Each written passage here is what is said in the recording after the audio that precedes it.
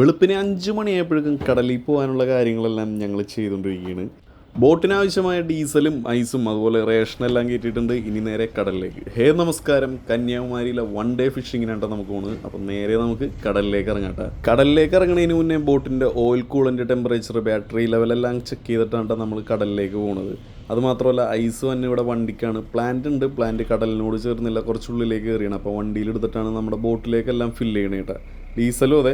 അങ്ങനെ ഓരോരോ ബോട്ടായിട്ട് കെട്ടഴിച്ച് കടലിലേക്ക് ഇറങ്ങാൻ തുടങ്ങി. അതുപോലെ അതെ ഈ ഉടക്കെന്ന് പറയുന്ന ആപ്പിനകത്താണ് നമ്മൾ വലയിടുന്ന ആ ഒരു പൊസിഷനും കാര്യങ്ങളെല്ലാം നമ്മൾ അടിച്ചു വെക്കണേ കേട്ടോ. പിന്നെ ഇവിടെയെന്ന് വെച്ച് കഴിഞ്ഞാൽ ഫുള്ള് പാറക്കടലാണ്, ആഴം കൂടിയ സ്ഥലങ്ങളാണ്. അതുകൊണ്ട് തന്നെ പാറയെ മുടക്കി വല കീറിപ്പോണ് ഇവിടെ പുതുമയുള്ളൊരു കാര്യമല്ല കേട്ടോ. നമുക്കപ്പോൾ സ്പെയർ വലകൾ ഇഷ്ടംപോലെ ഉണ്ടാവും. എന്തായാലും നമുക്ക് കടലിലേക്ക് ഇറങ്ങാം.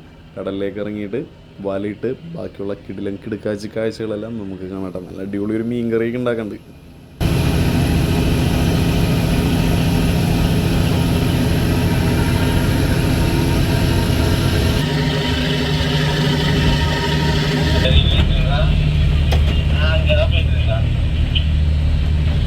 അധികം ദൂരമൊന്നും ഓടിയില്ല, കര കാണേ തന്നെയാണ് ഓടി പണിയെടുക്കുന്നത് കേട്ടാ. ആദ്യത്തെ വല നമ്മൾ കടലിലേക്ക് ഇട്ടിട്ടാ. ഇവിടുത്തെ വലയെന്ന് പറഞ്ഞു കഴിഞ്ഞാൽ നമ്മുടെ നാട്ടിലെ മീൻ വല പോലെയല്ല, അത്യാവശ്യം വലിപ്പമുള്ള വലയായിരിക്കുള്ളൂ, നല്ല വലിയ വലയുണ്ട. അങ്ങനെ വല ഇളക്കി. അതുപോലെ തന്നെ ഒരു വയർ റോപ്പല്ല ഉപയോഗിക്കണത്. വയർ റോപ്പിന് പകരം നമ്മുടെ നൈലോൺ റോപ്പാണ് ഉപയോഗിക്കുന്നത്. നൈലോൺ റോപ്പും അതുപോലെ തന്നെ ബാക്കിയുള്ള കാര്യങ്ങളെല്ലാം സെയിം തന്നെ. ഇരുമ്പിൻ്റെ ബോർഡ് അതെല്ലാം സെയിം തന്നെയുണ്ട് ഉപയോഗിക്കുന്നത്. അങ്ങനെ വല നമ്മൾ കടലിലേക്കിട്ട് അതിനുശേഷം ബോർഡ് കെട്ടഴിച്ച് കടലിലേക്ക് ഇടേണ്ട.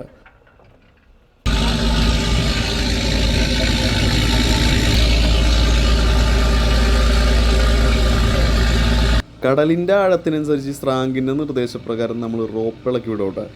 GPS നോക്കാൻ നേരത്ത് ഇവിടെ എന്തോ ഒരാളുണ്ടെന്ന് സ്രാങ്കിന് മനസ്സിലാവും. സ്രാങ്ക് പണിക്കാരുടെ അടുത്ത് പറയും, പണിക്കാരതനുസരിച്ച് റോപ്പ് ഇളക്കും. അപ്പോൾ ഈ റോപ്പ് ഇളക്കുമ്പോൾ വെച്ച് കഴിഞ്ഞാൽ വല തറയിൽ മുട്ടിയില്ലെന്നും പറഞ്ഞായിരിക്കുള്ളൂ വന്ന. ചില സമയങ്ങളിൽ ഉടക്കൊക്കെ ഉണ്ടെങ്കിൽ ആ ഉടക്ക് പിടിച്ച് കീറിപ്പോട്ടെ. അപ്പോൾ നമ്മൾ സ്പെയർ വല എടുക്കട്ടെ. നേരം പയ്യെ വെളുത്ത് തന്നെ നല്ല കിടലിനൊരു സൺറൈസ് കാണാൻ നമുക്ക് ഭാഗ്യം ഉണ്ടാകും. കന്യാകുമാരി എന്നുണ്ട് വന്നേക്കണം. കന്യാകുമാരിയിൽ സൺറൈസിൻ്റെ കാര്യം ഞാൻ പറയേണ്ട ആവശ്യമില്ല. സൺറൈസ് ആയാലും സൺസെറ്റ് ആയാലും. അപ്പോൾ നമ്മുടെ ബോട്ടിൻ്റെ മുന്നിൽ കൂടെ തന്നെ ഒരു ബോട്ട് പോകുന്നുണ്ട്. വല വലിച്ചു പോകണല്ല, അവർ വലയിടാൻ വേണ്ടിയിട്ട് ഓടിപ്പോണേണ്ടി കാണുന്നത്. വലയിട്ട് കഴിഞ്ഞാലേ നമുക്ക് മീൻ കിട്ടുള്ളൂ. അപ്പോൾ രാവിലത്തെ ഫുഡ് നമ്മൾ പുറത്തുനിന്ന് വാങ്ങിയിട്ടാണ് വന്നത്. നല്ല പൂ പോലത്തെ ഇഡ്ഡലിയാണുള്ളത്. ഇഡ്ഡലിയുടെ ഒപ്പം കഴിക്കാനായിട്ട് സാമ്പാറും ഉണ്ട്, അതുപോലെ ചമ്മന്തിയും ഉണ്ട് കേട്ടോ. ഇതുപോലെയുള്ള ട്രോളിംഗ് ബോട്ടിൽ നമ്മൾ പോകാൻ നേരത്ത് വല ഇട്ട് കഴിഞ്ഞാൽ പിന്നെ വല പിടിക്കണവരെ നമുക്ക് റെസ്റ്റ് ആണ്. വലപ്പണിയോ മറ്റെന്തെങ്കിലും ഉണ്ടെങ്കിൽ അത് ക്ലിയർ ചെയ്യുക. ഇല്ലാന്നുണ്ടെങ്കിൽ നമുക്ക് ഉറങ്ങി ഫോണിൽ നോക്കി എന്താണെന്ന് വെച്ച് ചെയ്യാതെ. ഒരു ഗിൽനെറ്റ് ബോട്ട് ഓടി പോകണേണ്ട പണിക്ക് പോണേണ്ടത്. അപ്പോൾ ഇവൻ അങ്ങോട്ട് ദൂരെ പോയാണ്. ഗിൽനെറ്റ് ബോട്ട് പോയി കഴിഞ്ഞാൽ ഒരു 10-20-30 ദിവസമൊക്കെ കഴിഞ്ഞാൽ വരവുള്ളൂ. ഞാൻ ഗിൽനെറ്റിൽ പോയതിൻ്റെ 2 എപ്പിസോഡ് മാത്രമേ ഇറക്കിയിട്ടുള്ളൂ. ബാക്കിയുള്ള എപ്പിസോഡെല്ലാം പുറകെ വരോട്ടെ. നല്ല അടിപൊളി കിടിലൻ കാഴ്ചകളാണെല്ലാം. കടലിൻ്റെ മറ്റൊരു മുഖം ഞാൻ കാണിക്കുമെന്ന് പറഞ്ഞതെല്ലാം നിങ്ങളെ ഞാൻ കാണിച്ചിരിക്കും. നല്ല അടിപൊളി ഒരു സൺറൈസ്. ഇതുപോലെ കടലിൽ ഇങ്ങനെ കിടന്നുറങ്ങാനായിട്ട് എത്ര പേർക്ക് ആഗ്രഹമുണ്ട്. ചേട്ടന്മാരെല്ലാവരും ഉറക്കത്തിലാണ്ട. മുകളിലും താഴെയുമായിട്ട് കിടക്കാനുള്ള സൗകര്യങ്ങൾ ഈ ഒരു ചെറിയ ബോട്ടിനകത്തുണ്ട് കേട്ടോ. ചെറിയ ബോട്ടൊന്നുമല്ല, എങ്ങനെ പോയി കഴിഞ്ഞാലും ഒരു 90-95 അടി നീളമുണ്ട് ഈ ബോട്ടിന്. അതുപോലെ നമ്മുടെ ബോട്ടിൻ്റെ സ്രാങ്കാണിത്. പണിക്കാരുറങ്ങിയാലും സ്രാങ്ക് ഉണർന്നു തന്നെ നിൽക്കണം. കാരണം വല വലിക്കാൻ നേരത്ത് GPS അതുപോലെ ആപ്പിനകത്തെല്ലാം നോക്കി, ആപ്പിനകത്തെല്ലാം നോക്കി വല ഉടക്കാണ്ട് ഇങ്ങനെ പിടിക്കണമെന്നുണ്ടെങ്കിൽ സ്രാങ്ക് എണീറ്റ് നിൽക്കണം കേട്ടോ. ഓരോ ആളുകളായിട്ട് ഉറക്കത്തിൽ നിന്ന് എണീറ്റ് രാവിലത്തെ ഭക്ഷണം കഴിച്ചുകൊണ്ടിരിക്കുകയാണ്. ഇത് ഇന്നലെ ഇവർ രാത്രി വെച്ച ചോറാണ്ട. ഇതും അതുപോലെ തന്നെ കുറച്ച് കഞ്ഞി പോലെ ആക്കിയിട്ട്, അതായത് പൈപ്പിൽ നിന്ന് വെള്ളമൊഴിച്ച് കഞ്ഞി പോലെ ആക്കിയിട്ട് അതിനകത്തേക്ക് നല്ല കട്ടത്തൈരും ഉപ്പെല്ലാം ഇട്ടിട്ട് കഴിക്കാനായിട്ട് നല്ല അടിപൊളി ടേസ്റ്റാണ്. അപ്പോൾ പുള്ളിക്കാരൻ്റെ അതുപോലെ ഉണ്ട് കഴിക്കണത്. ഇഡ്ഡലി വേണ്ടവർക്ക് ഇഡ്ഡലി ഉണ്ട്, സാമ്പാർ, ചമ്മന്തി, ചോറും സാമ്പാറും കഴിക്കേണ്ടവർക്ക് അത് കഴിക്കുക. പിന്നെ അതേ ഇവിടെ സൈഡിലൊരു സവാളയും എടുത്ത് വെച്ചിട്ടുണ്ട്. അത് കട്ട് ചെയ്ത് ആ കഞ്ഞിയിലേക്ക് ഇട്ട് കഴിഞ്ഞിട്ടുണ്ടല്ലോ, കഴിക്കാനായിട്ടുണ്ടല്ലോ, വേറെ ലെവലാണ്. നല്ല ടേസ്റ്റാണ്. നല്ല എനർജറ്റിക് ആയിട്ടുള്ള രാവിലത്തെ ഭക്ഷണം എന്ന് വേണമെങ്കിൽ പറയാട്ടെ ഈ തണുത്ത കഞ്ഞി. അപ്പോൾ പുള്ളിക്കാരൻ്റെ ഇവിടെ സാമ്പാറും ചോറും കഴിക്കുന്നുണ്ട്. അതുപോലെ ഇവിടെ ഇഡ്ഡലിയും സാമ്പാറും കഴിക്കുന്നുണ്ട്. മീൻ കിട്ടാത്തതുകൊണ്ട് രാവിലത്തെ ഭക്ഷണം ഇതാണ്.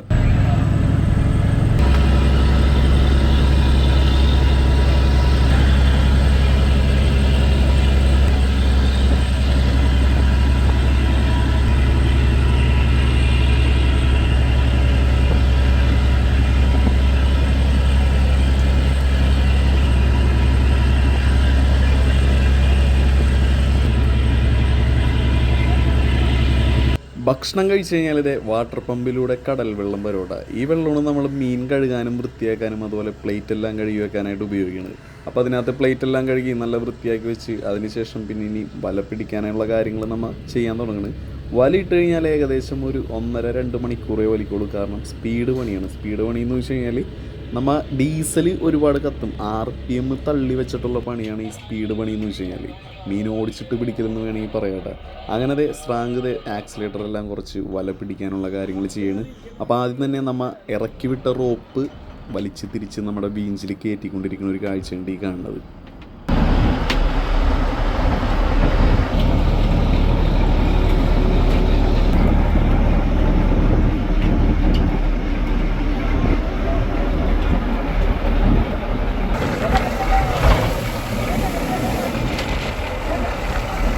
പാറയുടെ മുകളിലാണ് നമ്മൾ വലിക്കണം. അതുകൊണ്ട് തന്നെ ബോട്ട് ഗിയറിൽ ഇട്ടിട്ടായിരിക്കുള്ളൂ റോപ്പും വലയെല്ലാം കയറ്റണേട്ടാ. അതുമാത്രമല്ല ഇവിടുത്തെ ഒരു പ്രത്യേകത നിങ്ങൾക്ക് എല്ലാവർക്കും അറിയാൻ പറ്റും. കാറ്റ് നല്ല രീതിയിലുള്ള കാറ്റുണ്ടാകും. സമയം ഒരു 8 മണി 8:30 ആയിട്ടുള്ളപ്പോഴേക്കും കാറ്റ് ചെറുതായിട്ട് കൂടിയിട്ടുണ്ട്. അതുമാത്രമല്ല ബോട്ട് ഇങ്ങനെ അങ്ങോട്ടും ഇങ്ങോട്ടും കിടന്ന് അടി ഉലഞ്ഞുകൊണ്ടിരിക്കേണ്ട.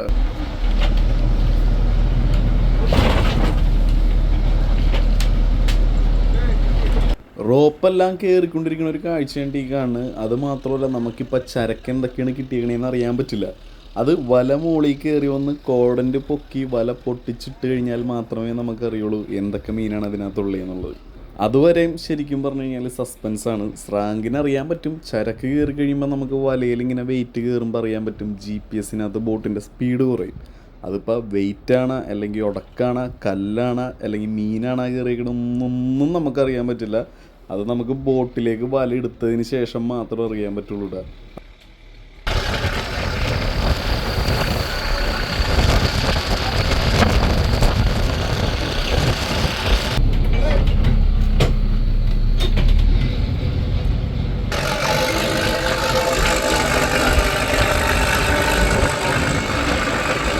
ഇരു സൈഡിലെയും ബോർഡുകൾ കയറി വന്നിട്ട് ബോർഡിൻ്റെ അടിവശം കണ്ട തിളങ്ങിയിരിക്കണത്. അതിങ്ങനെ ഒരഞ്ഞൊരഞ്ഞൊരഞ്ഞിങ്ങനെ വന്നിട്ടാണ് അത്രയും നല്ല രീതിയിൽ ഗ്ലേസിങ് ആയിട്ടിരിക്കണത്. ബോർഡ് ഗ്യാൽ ഹൗസിൽ കെട്ടി നിർത്തി അടുത്തത് നമ്മുടെ സീറോപ്പ് നേരെ വീഞ്ചിലെടുക്കോട്ടെ.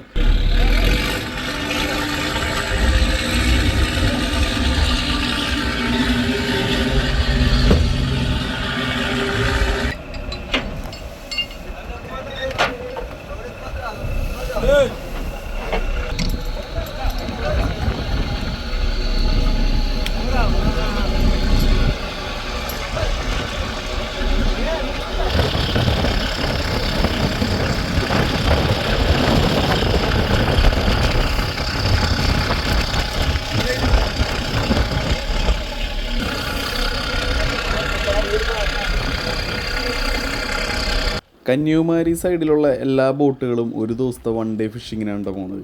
എന്തുകൊണ്ടാണ് അപ്പോൾ ഇത്രയും വലിയ ബോട്ടുകൾ 1 ഡേ ഫിഷിങ്ങിന് ഉപയോഗിക്കണമെന്ന് നിങ്ങൾ ചിന്തിച്ചിട്ടുണ്ടാകും. കന്യാകുമാരി കടലിലെ കാറ്റെന്ന് പറഞ്ഞു കഴിഞ്ഞാൽ നല്ല രീതിയിലുള്ള കാറ്റ് അവിടെ ഉണ്ടാകും. നോർമൽ ടൈമിലും നല്ല കാറ്റായിരിക്കുള്ളൂ. അപ്പോൾ ഇവിടുത്തെ കടലിൽ പണിയെടുക്കണമെന്നുണ്ടെങ്കിൽ നമുക്ക് അത്യാവശ്യം വലിയ വലിപ്പമുള്ള ബോട്ട് തന്നെ വേണം. 80-85 അടി 90 അടി 100 അടിക്ക് മേലെ വരെയുള്ള ബോട്ടുകൾ ഇവിടെ ഉണ്ട് കേട്ടോ. അതുമാത്രമല്ല ഇവിടെ എൻജിൻസ് എന്ന് പറഞ്ഞു കഴിഞ്ഞാലും ബോട്ടിനകത്ത് തന്നെ എഞ്ചിനുകൾ എന്ന് പറഞ്ഞു കഴിഞ്ഞാലും പവർ കൂടിയ എഞ്ചിനുകളാണ്. ഇപ്പോൾ ഈ ബോട്ടിലിരിക്കുന്ന വെയിച്ചായാണ്. ഇതിന് മുമ്പ് നമ്മൾ പോയ ഒരു ബോട്ടിനകത്ത് ഇരുന്നത് മാൻ്റെ 520 560 എഞ്ചിൻ എന്തുകൊണ്ടാണ്. ഈ ബോട്ടിലുള്ള 495 HP ഹോഴ്സ് പവർ പ്രൊഡ്യൂസ് ചെയ്യാൻ പറ്റുന്ന നല്ല അടിപൊളി ചൈന വെയിച്ചായ എഞ്ചിനാണുള്ളത്. അപ്പോൾ അതേ നമ്മുടെ വലയെല്ലാം മട പിടിച്ച് തുടങ്ങിയിട്ടാ. മട പിടിക്കുമ്പോൾ തന്നെ ഏകദേശം എത്ര പേരാണ് ആ മരത്ത് നിൽക്കണേന്ന് നോക്കി. ആളുകൾ കൂടുതലായിരിക്കുള്ളൂ ഈ ബോട്ടിൽ. കാരണം കാറ്റ് കടലതിൻ്റെ പേരിൽ എപ്പോഴും നമുക്ക് വല പിടിക്കാനായിട്ട് ആൾ കൂടുതൽ വേണം. ആൾ കൂടുതലുണ്ടെങ്കിൽ മാത്രമേ ഈ പ്രത്യേക വെയിറ്റുള്ള മടവല നമുക്ക് പിടിച്ച് കയറ്റാനായിട്ട് പറ്റുള്ളൂ. ടോട്ടൽ ഒരു 17 പേരുണ്ടാവും നമ്മുടെ ബോട്ടിൽ.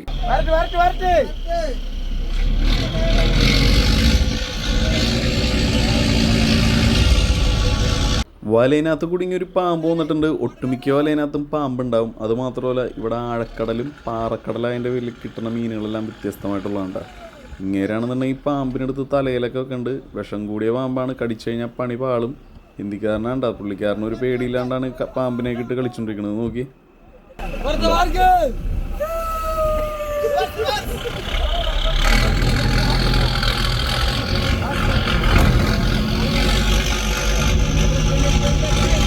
അവസാനം ദേ നമ്മുടെ വലയുടെ കോടൻ്റ് കയറി വന്നിട്ടുണ്ട്. കോടൻ്റ് എന്ന് വെച്ച് കഴിഞ്ഞാൽ നമ്മുടെ വലയുടെ മൂട് വല, അതായത് ഇതിനകത്തായിരിക്കുള്ള എല്ലാ ചരക്കും.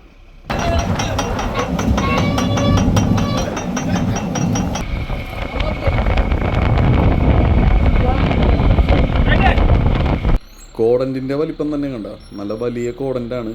ഇവിടെ ഇങ്ങനത്തെ വലിയ കോടൻ്റ് ഉപയോഗിക്കുന്നതിൻ്റെ കാരണം എന്ന് വെച്ച് കഴിഞ്ഞാൽ എനിക്ക് തോന്നുന്നു ക്ലാത്തിയൊക്കെ ഒരുപാട് ലോഡ് അടിച്ച് കയറും. അപ്പോൾ അതുകൊണ്ടാണ് തോന്നുന്നത് ഇങ്ങനത്തെ വലിയ വലിയ കോടൻ്റ് ഉപയോഗിക്കുന്നത്. അങ്ങനത്തെ ഈ മൂഡ് റോപ്പ് പൊട്ടിക്കണ പരിപാടിയാണ്. മൂഡ് റോപ്പ് എന്ന് വെച്ച് കഴിഞ്ഞാൽ ഒരു ലോക്കാണ്. അത് പൊട്ടിച്ച് കഴിയുമ്പോൾ നമ്മുടെ ചരക്കെല്ലാം ബോട്ടിലേക്ക് വീഴും.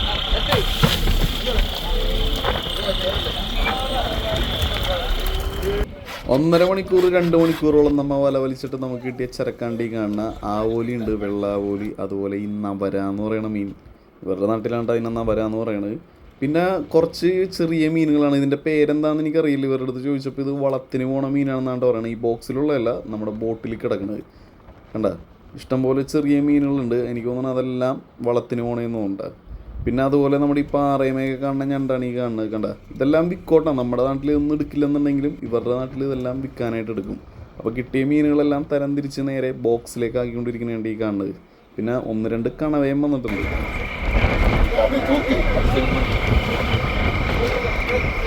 ഇത് നോക്കി, ഒരു പാറക്കല്ലിൻ്റെ പീസ് അങ്ങനെ പാടി തന്നെ വലയിലുണ്ടായിട്ട.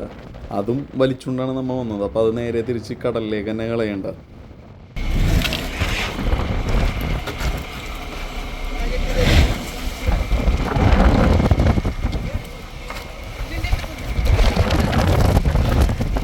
ഇലക്ട്രിക് റേ ഫിഷ് ആണ്ട ഒരു തെരണ്ടിയാണ്. ഇതിനെ ചാവാണ്ട് ഇതിനെ പിടിച്ചു കഴിഞ്ഞാൽ നമുക്ക് ഷോക്ക് അടിക്കും. കടലിൽ ഷോക്ക് അടിപ്പിക്കണ കുറേ ജീവികളുണ്ടിട്ട് ഇതുപോലത്തെ ഇലക്ട്രിക്കിൽ നേട്ടല്ലേ. അതും അതുപോലെ ഈ റേ ഫിഷൊക്കെ ഷോക്ക് അടിപ്പിക്കുന്നതാണ്. അത് ചത്തു കഴിഞ്ഞാൽ നമുക്ക് അതിന് എടുക്കാൻ പറ്റുള്ളൂ. പിന്നെ അതേ കുറച്ച് ടൈഗർ കിട്ടിയിട്ടുണ്ട്. അതുപോലെ തന്നെ വറ്റിയില്ലേ, വറ്റയാണ് ഈ കാണുന്നത്. പിന്നെ ക്ലാത്തി വന്നിട്ടുണ്ട്. പിന്നെ നമ്മുടെ ഈ അറക്കക്കുഞ്ഞുങ്ങൾ, അറക്കെന്ന് വെച്ചാൽ ഈ കിങ് ഫിഷിൻ്റെ തന്നെ ചെറുതാണ്. അങ്ങനെ എല്ലാത്തിനെയും തിരഞ്ഞ് എന്താ പറയുക, ആദ്യത്തെ വലയെന്ന് വെച്ച് കഴിഞ്ഞാൽ മീൻ വിലയുണ്ടെന്നാണ് പറയുന്നത്. നമുക്കറിയില്ല, കരയിച്ചെന്ന് ചരക്ക് വിറ്റാൽ മാത്രമേ അറിയുള്ളൂ. ബാക്കിയുള്ളവർ ഇതെല്ലാം തരംതിരിച്ച് ഓരോരോ ബോക്സിലേക്ക് ആക്കുമ്പോഴേക്കും മീനിനുള്ളത് നല്ലത് നോക്കിയിട്ട് നമ്മൾ നേരെ ഉച്ചക്കലത്തേക്കുള്ള ഭക്ഷണം വെക്കാനായിട്ടുള്ള കാര്യങ്ങളിവിടെ ചെയ്തുകൊണ്ടിരിക്കേണ്ട. അപ്പോൾ ആദ്യം തന്നെ നമ്മൾ അരി കഴുകി വേവിക്കാനായിട്ടിട്ട് ഉച്ചക്കലത്തേക്കുള്ളത് കണ്ട. ഇതുപോലെ ഒരു ചെറിയ അടുപ്പ് റെഡിയാക്കി വെച്ചിട്ടുണ്ട് നമ്മുടെ ബോട്ടിനകത്ത്. അതിനകത്താണ് കുക്കിങ്ങും കാര്യങ്ങളെല്ലാം നടത്തണത് കേട്ടോ. പിന്നെ അത് കുറച്ച് സ്ക്വിഡ് കിട്ടിയിട്ടുണ്ട് കേട്ടോ. സ്ക്വിഡെല്ലാം വലുതും ചെറുതും അനുസരിച്ച് തരംതിരിച്ചതിന് ശേഷമാണ് നേരെ നമ്മുടെ സ്റ്റോർ റൂമിൻ്റെ ഉള്ളിലേക്ക് ഇറക്കി വിടുന്നത്.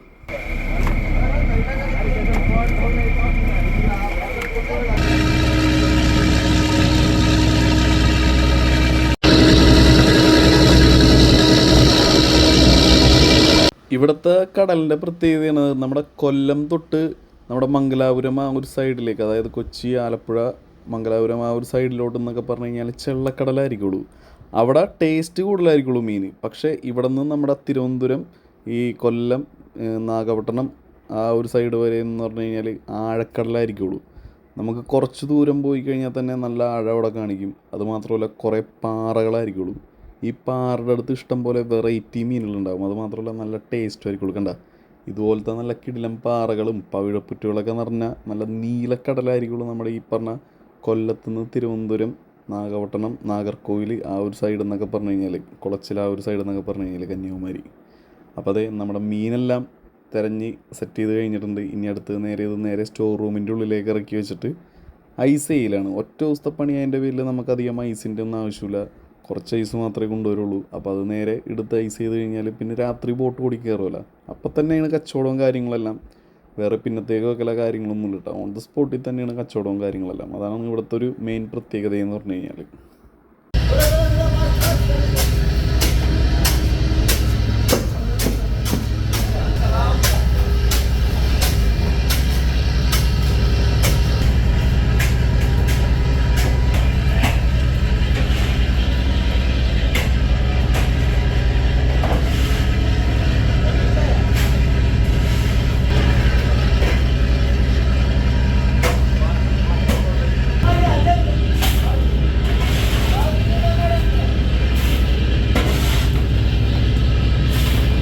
കൂടുതലും ചെറിയ കൊട്ടകളിൽ തന്നെയാണ് ഇവർ ഐസ് ചെയ്യണത്. വേറൊന്നുമല്ല, വൈകുന്നേരം ആകുമ്പോൾ നമുക്ക് ഓടിയെത്താനുള്ളതാണ്. അത് മാത്രമല്ല അതിനുള്ള മീനെ നമുക്ക് കിട്ടിയിട്ടുള്ളൂ.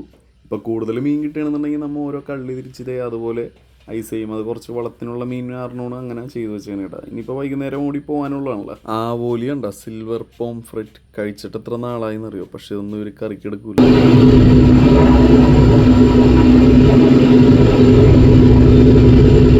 അങ്ങനെ അടുത്ത വല ഇടാനായിട്ട് നമ്മൾ ഓടിപ്പോയിക്കൊണ്ടിരിക്കുകയാണ്. നമ്മൾ പിട്ട വല പാറയമ കൊണ്ട് ഉടക്കി കീറിയിട്ടുണ്ട്. ഇനിയിപ്പോൾ ആ വല മാറ്റിയിട്ട് വേണം അടുത്ത വല ഇടാനായിട്ടെ. അപ്പോൾ ചേട്ടന്മാർ ചീട്ട് കളിക്കാനായിട്ടുള്ള പരിപാടിയൊക്കെ ഇവിടെ സെറ്റ് ചെയ്തുകൊണ്ടിരിക്കുന്നുണ്ട്. അതുപോലെ തന്നെ ബോട്ടുകൾ ഓരോന്നോരോന്നായിട്ട് നമ്മുടെ ബോട്ടിൻ്റെ അടുത്ത് കൂടി വല വലിച്ചു പോകണ്ടട്ടെ. ആദ്യത്തെ വലയാണ് ഇത്. കീറിപ്പോയതിൻ്റെ പേരിൽ അത് ചുരുട്ടി മടക്കി മാറ്റി വെച്ച് നമ്മുടെ അടുത്ത വല എടുക്കാൻ പോയിന്. ഞാൻ പറഞ്ഞില്ലേ, സ്പെയർ വലകൾ ഒരുപാടുണ്ടാവും.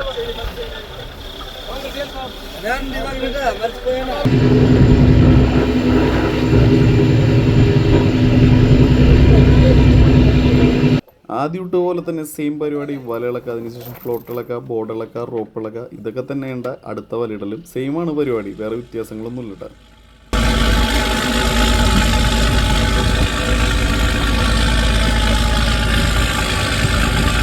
വലയെല്ലാം ഇട്ട് ബോട്ട് വല വലിച്ചുകൊണ്ടിരിക്കുകയാണ്. ബോട്ടിൻ്റെ എൻജിൻ റൂമിലേക്ക് ഒന്ന് ഇറങ്ങിയല്ല. ഇതന്നെ ഈ കാണുകയാണ് നമ്മുടെ ബോട്ടിൻ്റെ എൻജിൻ ഇട്ട. വെയ്ച്ചായി 495 HP ഹോഴ്സ് പവർ പ്രൊഡ്യൂസ് ചെയ്യുന്ന എൻജിനാണ് നമ്മുടെ ഈ ബോട്ടിലുള്ളത്. 6 സിലിണ്ടർ എൻജിനാണ്. നമ്മുടെ ബോട്ടിൻ്റെ പ്രൊപ്പലറിൻ്റെ ഷാഫ്റ്റാണ് ഈ കിടന്ന് കറങ്ങിക്കൊണ്ടിരിക്കുന്നത്. കണ്ട, ഇത്രയും സ്പീഡിലാണ് നമ്മുടെ പങ്ക് കിടന്ന് പുറത്ത് കറങ്ങിക്കൊണ്ടിരിക്കുന്നത്. അതുപോലെ നമ്മുടെ ഇവിടെ തന്നെ എല്ലാ മീറ്ററിലും RPM, ഓയിൽ ടെമ്പറേച്ചറും എല്ലാം കാണാൻ പറ്റും. ഇത്രയും വീതി ഉണ്ട് കേട്ടോ ബോട്ടിൻ്റെ ഉള്ളിൽ. ഇത് ബോട്ടിൻ്റെ ഡീസൽ ടാങ്കാണ്. അതിൻ്റെ അളവ് മനസ്സിലാക്കാനായിട്ടുള്ള ചെറിയൊരു ഹോസും നമ്മൾ അവിടെ കൊടുത്തിട്ടുണ്ട്. അതുപോലെ വാട്ടർ ടാങ്ക് ഉണ്ട് ഇരു സൈഡിലും, ഡീസൽ ടാങ്ക്, അങ്ങനെ എല്ലാ കാര്യങ്ങൾ കൊണ്ടും ഫുള്ള് സെറ്റ് ചെയ്ത് വെച്ചേക്കണേട്ടോ നമ്മുടെ ബോട്ടിൻ്റെ ഉൾവശം എന്ന് വെച്ച് കഴിഞ്ഞാൽ.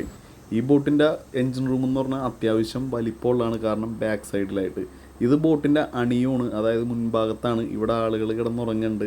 കൂടുതൽ നമുക്ക് ഈ കാറ്റും കോളും ഒക്കെ വരാൻ നേരത്ത് അതിൻ്റെ ഉള്ളിൽ കയറി കഴിഞ്ഞാൽ അങ്ങനെ അറിയില്ല കേട്ടോ. ചേട്ടന്മാരിതേ ഇവിടെ ചീട്ടുകളി തുടങ്ങിയിട്ടുണ്ട് സമയം പോകാൻ വേണ്ടിയിട്ട്. പൈസക്കൊന്നുമല്ല കേട്ടോ, ചുമ്മാ ടൈം പാസിന് വേണ്ടി മാത്രം ഉണ്ടോ നമ്മൾ ബോട്ടിൽ ചീട്ട് കളിക്കുന്നത്.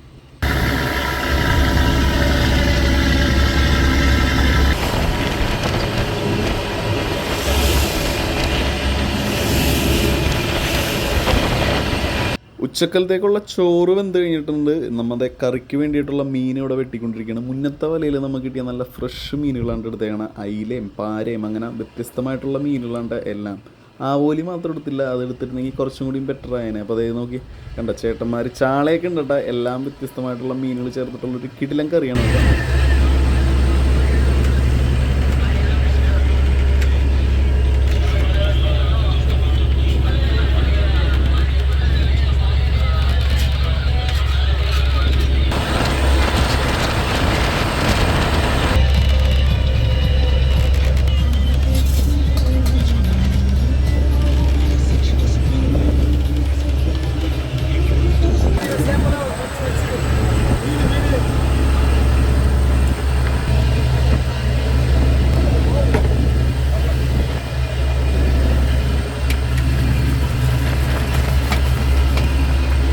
മീൻ വെട്ടിക്കഴുകി ക്ലീനാക്കി എടുത്തിട്ട് ഇനി നമ്മൾ കറി വെക്കാനായിട്ട് പോവുകയാണ്. അപ്പം നമ്മൾ വെക്കണേലും എൻറ്റയർലി ഡിഫറെൻ്റ് ആയിട്ടാണ് ഇവർ കറി വെക്കണേട്ടാ.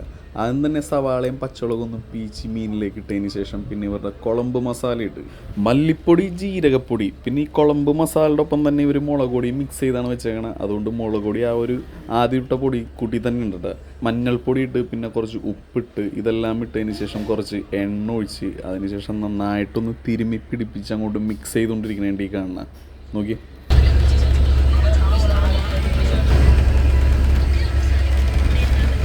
മസാല എല്ലാം പുരട്ടി നല്ല കളറാക്കി വെച്ചിട്ടുണ്ട്. ഈ ഒരു കോലത്തിൽ തന്നെ വറുത്ത് കഴിഞ്ഞാൽ നല്ല ടേസ്റ്റ് ആയിരിക്കുമല്ലേ. പക്ഷെ ഇത് കുളമ്പിന് വേണ്ടിയിട്ടാണ്. ഇവരുടേതായ സ്റ്റൈലിലാണ് വെക്കണം. കുറച്ച് പുളിവെള്ളവും ഒഴിച്ചിട്ടുണ്ട്. പുള്ളിക്കാരൻ ആന്ധ്രാപ്രദേശാണ്. അപ്പോൾ പുള്ളിക്കാരൻ്റേതായ രീതിയിലാണ് നമുക്ക് മീൻകറി വെച്ചിട്ടുണ്ട്.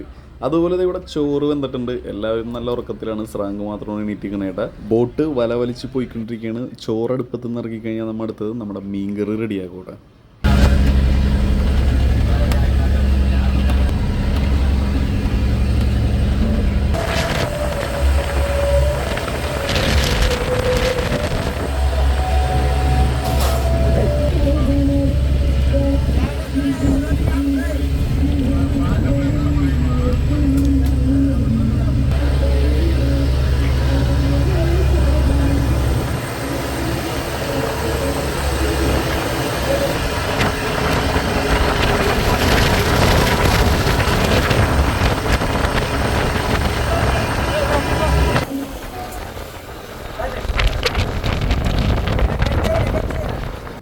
കുളമ്പ് റെഡിയാവാനെങ്കിൽ ഏതാനും നിമിഷങ്ങൾ മാത്രം നമ്മൾ നേരെ അടുപ്പത്തേക്ക് വെച്ചിട്ട് റോളിംഗ് ഉള്ളതിൻ്റെ പേരിൽ ചെറിയൊരു കമ്പി റാഡെല്ലാം വളച്ച് അതിൻ്റെ ഉള്ളിൽ നല്ല സേഫ് ആക്കിയാണ്ട് നമ്മുടെ പാത്രം വെച്ചാണ്, അല്ലെങ്കിൽ ഉരുണ്ട് ചിലപ്പോൾ പോകും.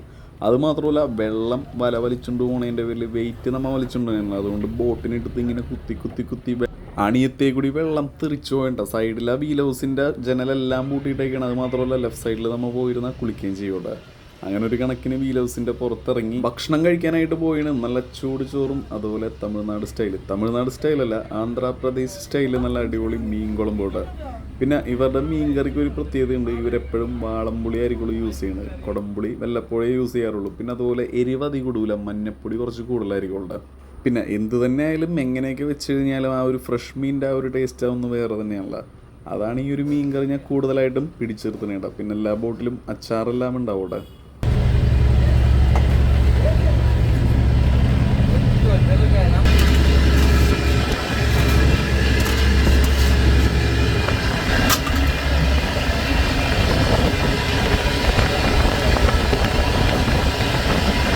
ബോട്ടിൻ്റെ പല പല സ്ഥലങ്ങളിലായിട്ടിരുന്ന് ഓരോരുത്തർ ഭക്ഷണം കഴിക്കാനായിട്ട് തുടങ്ങിയിട്ട് ചിലർ വെള്ളം തെറിക്കാത്ത രീതിയിൽ ഇപ്പുറത്തെ സൈഡിലോട്ടും അപ്പുറത്തെ സൈഡിലോട്ടൊക്കെ മാറി നിന്നുണ്ട് ഭക്ഷണം കഴിക്കുന്നത്.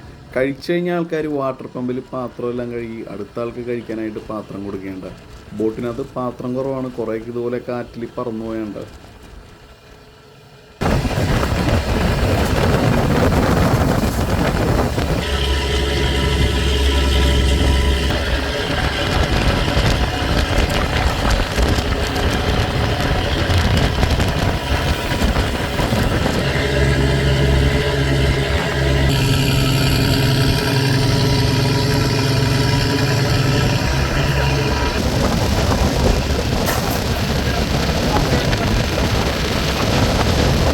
സാധാരണ ഈ ബോട്ടിൽ പോകാറുള്ള കൂടുതലും നാട്ടുകാരായിരിക്കുള്ളൂ.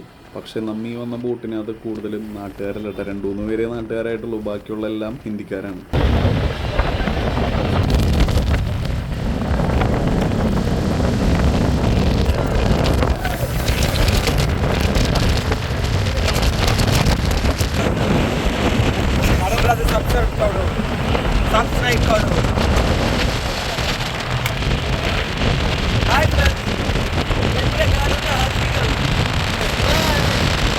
കാറ്റൊരു രക്ഷയുണ്ടായില്ല കേട്ടോ, നല്ല കാറ്റായിരുന്നു. കാരണം കാറ്റിനെതിരെയാണ് നമ്മൾ വല വലിച്ച് പോയിക്കൊണ്ടിരുന്നത്, അതുകൊണ്ട് നല്ല കാറ്റായിരുന്നു കേട്ടോ. അങ്ങനെ നമ്മുടെ അടുത്ത വല വലിച്ച് കയറ്റിക്കൊണ്ടിരിക്കുകയുണ്ട് ബോട്ടിലേക്ക്.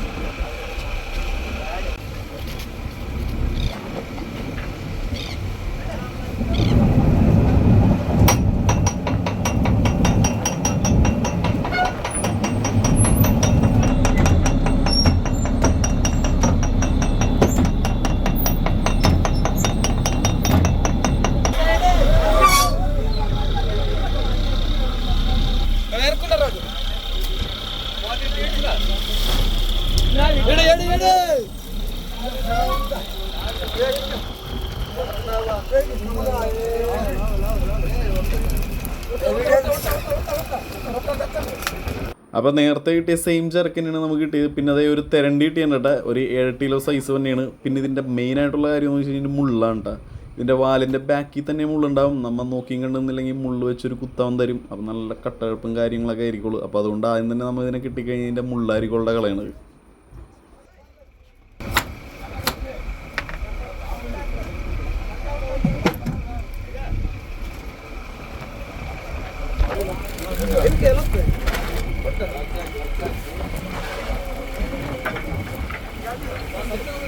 വേറൊരു സാധനമുണ്ട് ഇതുപോലെ തന്നെ മുള്ളുകൊണ്ട് ഞാൻ പണി കിട്ടുന്നത്, വേറെ ഒന്നുമില്ലതെ ഈ കാണാനാണ് നമ്മുടെ കൂരി. അപ്പോൾ പുള്ളിക്കാരൻ പറയണത് ഇതിൻ്റെ മുള്ളുകൊണ്ട് കഴിഞ്ഞാൽ ഭയങ്കര ഷാർപ്പാണ്, ഭയങ്കര വേദനയായിരിക്കുള്ളൂ എന്നാണ് പറയണത്. അടുത്ത സ്ഥലത്തേക്ക് ഇതേ ബോട്ട് ഓടിപ്പോയിക്കൊണ്ടിരിക്കുകയാണ്, കൂരിയുടെ മുള്ളൊടിച്ചുകൊണ്ടിരിക്കുന്നുണ്ട്. ഇതുപോലത്തെ ചില വെറൈറ്റി മീനുകളൊക്കെ ഇവർ കറിക്കായിട്ട് ഹിന്ദിക്കാരെല്ലാവരും എടുത്ത് വെക്കണ്ട. കുറേ മീനുകൾ അവർ എടുത്ത് വെക്കണ്ട്, ഞാനപ്പോൾ ശ്രദ്ധിച്ചായിരുന്നു.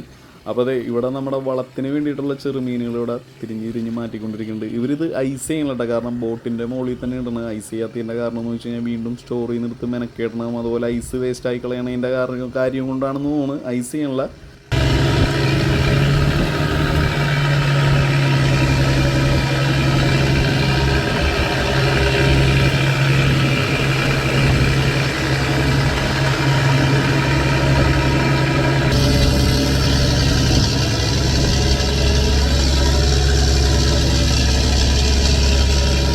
കൂരി അതുപോലെ പുള്ളിക്കാരനെടുക്കുന്ന മീൻ കണ്ട, ഇതുപോലത്തെ ചില മീനുകൾ ഇവരെടുത്ത് സേഫ് ചെയ്ത് വെക്കണ്ട. എനിക്ക് തോന്നുന്നു ഇവർക്ക് രാത്രി വറുത്ത് പൊരിച്ചടിക്കാനായിട്ട് വേണ്ടിയിട്ടാണ് തോന്നുന്നത് നങ്കൊക്കെ എടുത്ത് വെച്ചിട്ടുണ്ട് കണ്ട. അപ്പോൾ ബാക്കിയുള്ള മീനുകൾ നമ്മൾ സ്റ്റോർ റൂമിലേക്ക് ഇറക്കേണ്ട.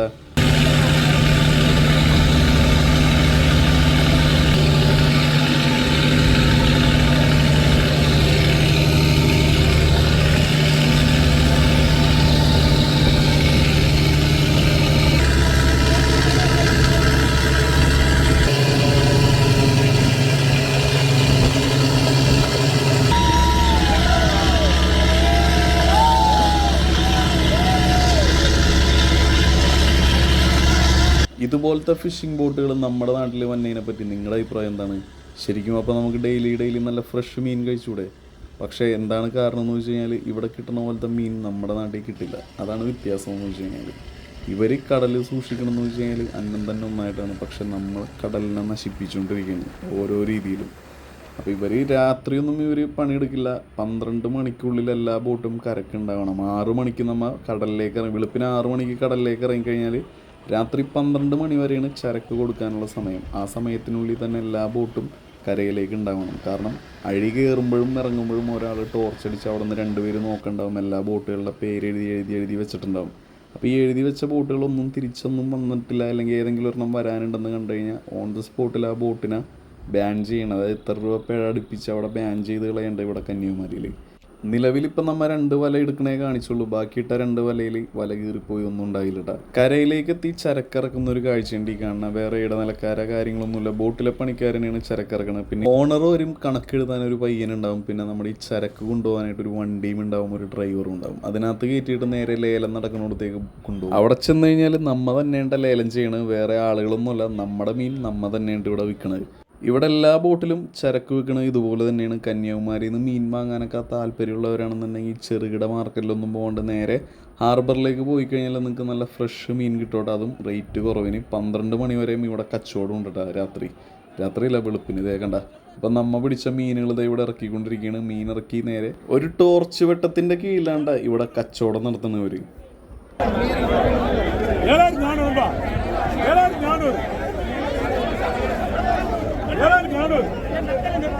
രമേശനെ